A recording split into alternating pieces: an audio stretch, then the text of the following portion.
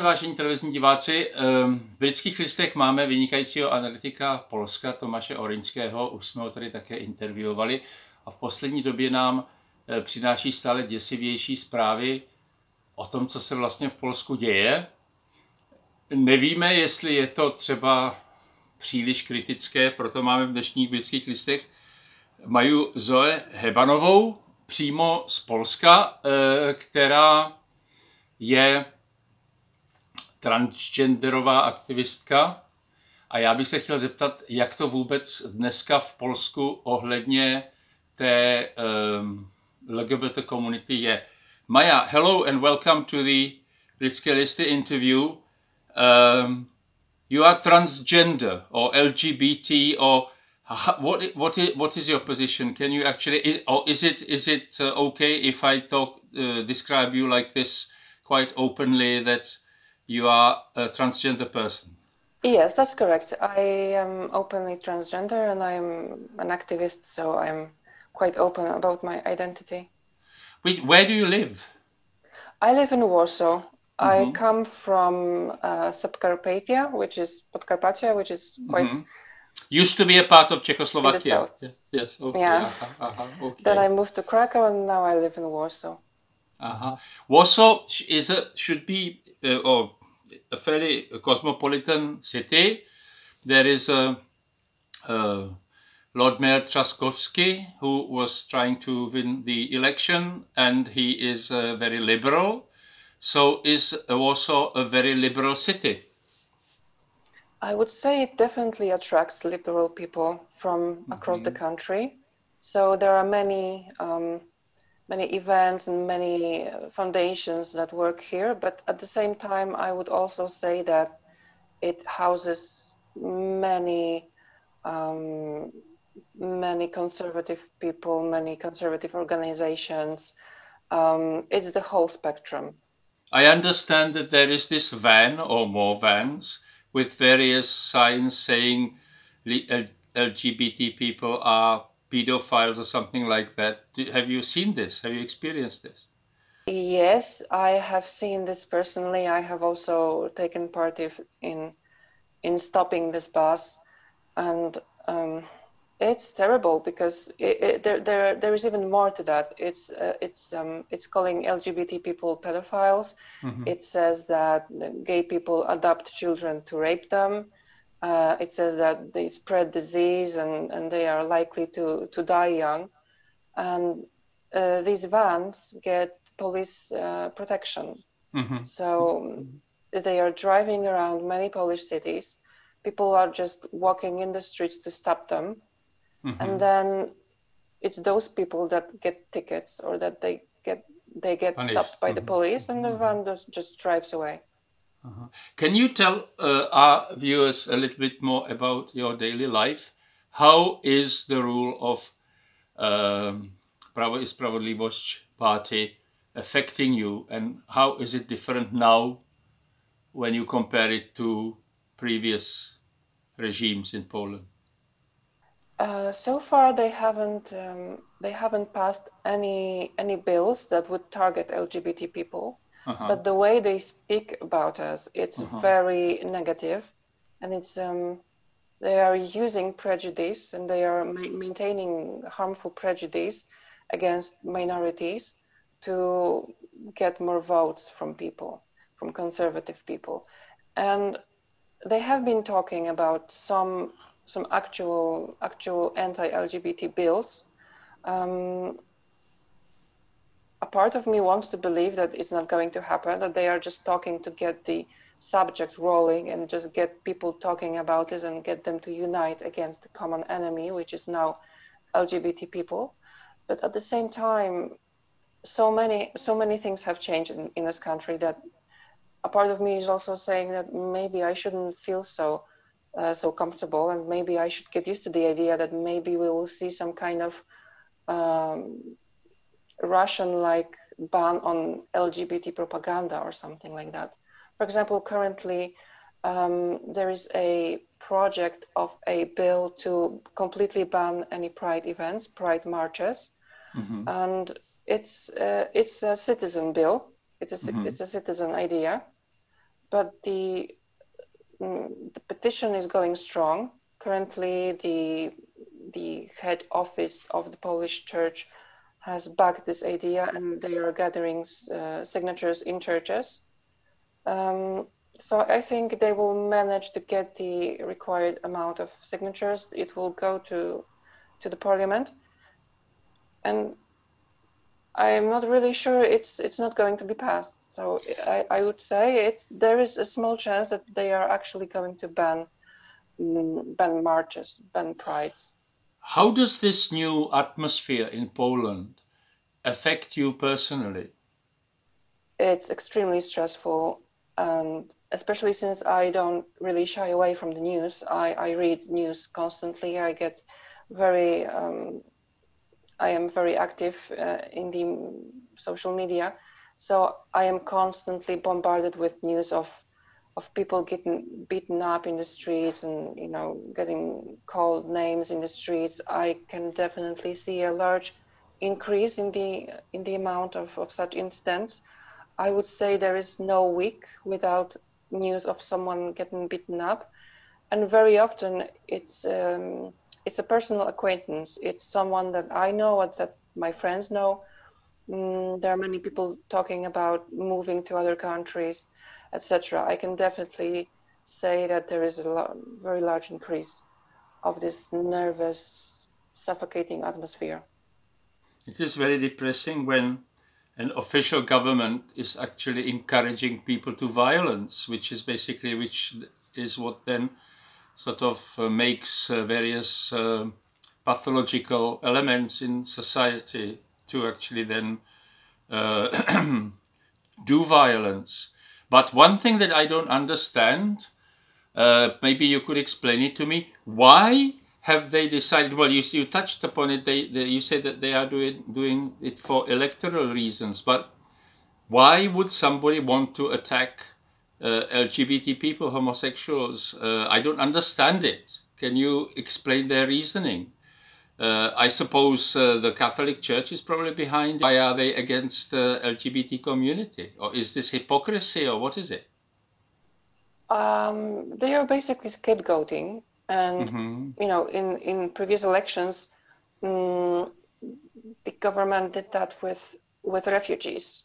Because at the time, the refugee crisis was the #1 subject in the news. This is what we understand, because this was the same situation in the Czech Republic. Rather than solving real problems, they created this fear of refugees, who are they going to destroy your country. As go on. And basically, well, like you said, the Catholic Church is extremely important in Poland. It's extremely significant in the social life. So the conservative ideas are still very much alive in Poland. There is a large opposition to the equality of minorities. I don't even know whether it's not a misnomer to call it conservative. It's nothing conservative about hatred of LGBT people.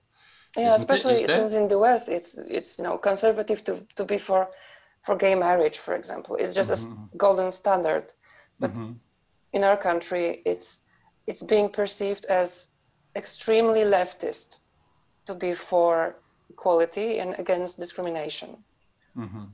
Yes, so I hear that you are supposed to be able to beat your wife, but only once, or something like that. It was a law. The opposition to this anti-violence bill that we are supposed to be leaving soon, this Istanbul Convention, it's also largely because it's apparently very leftist, and apparently it's promoting gender ideology or something like that.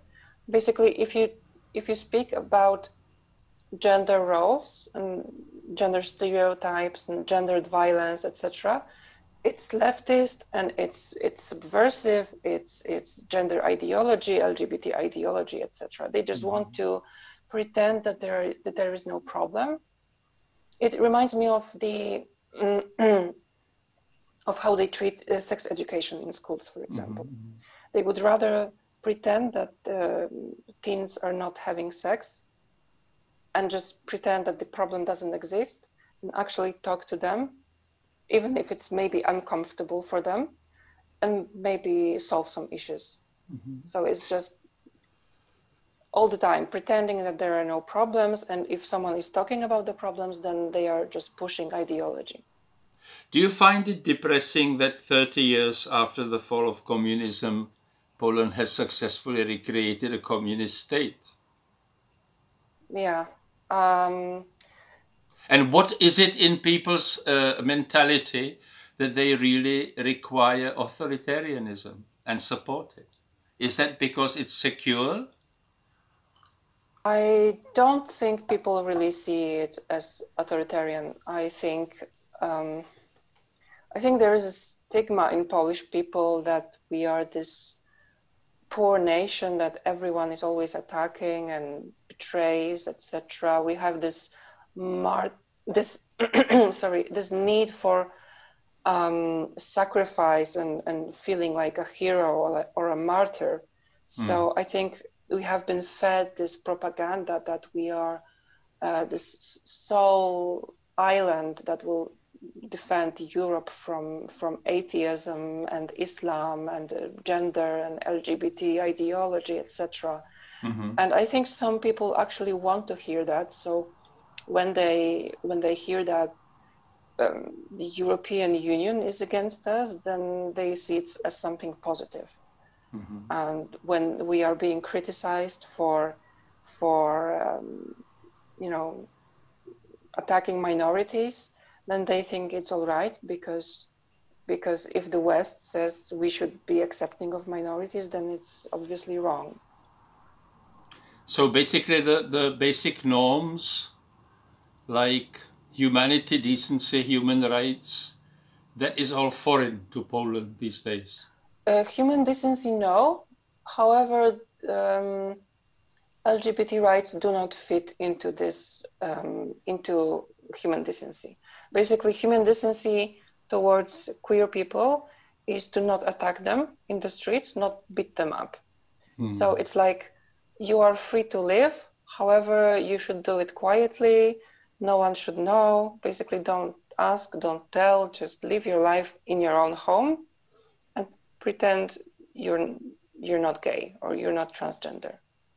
And this argument, this worry that they could arbitrarily choose any minority to attack next time and it could affect them, that doesn't bother Poles. I don't think they realize that they could be next. And to be honest, I think Polish society is maybe a bit harmed by the fact that we are so similar to each other. Everyone is white, everyone is Catholic. So there are not that many differences, and we are not being taught from a very young age that we should be tolerant towards people who are different, because whenever we look, everyone is the same. But there is a relatively energetic opposition press, opposition media in Poland, Oko Press, various other websites, all these things that we are talking, look, they could actually go after you if you support this. Is this argument not presented to the public by the opposition media? I think it is, but I think people are just buying this this explanation that if someone is being attacked, then they must have done something wrong. So if it's judges, then the judges were corrupt. If it's teachers, then the teachers were greedy. If it's people with disabilities, then these are people who are not really disabled, stuff like that. It's always some kind of explanation. There's always this suspicion that everyone else is just, that they have done something wrong, so it's okay to attack them. Finally, briefly,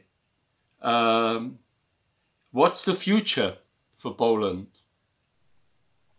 Well, I'm hoping that we can get some help from Europe. I am really hoping that the Parliament, the European Parliament, will try to influence Polish government to stop this hate campaign. And I am hopeful a bit that the harder they attack, the bigger the opposition is going to be. The previous presidential campaign has already shown that the vote was a very, very close call. So I'm hoping that people are getting tired of this, and that maybe some of those who were just quiet before will now speak up. But apart from that, I am also very, very afraid that it will go even worse, and that maybe we will be closer to Russia when it comes to legislation on minorities than Germany or Czech Republic. It's slightly worrying, very worrying. Thank you very much for your time. Thank you.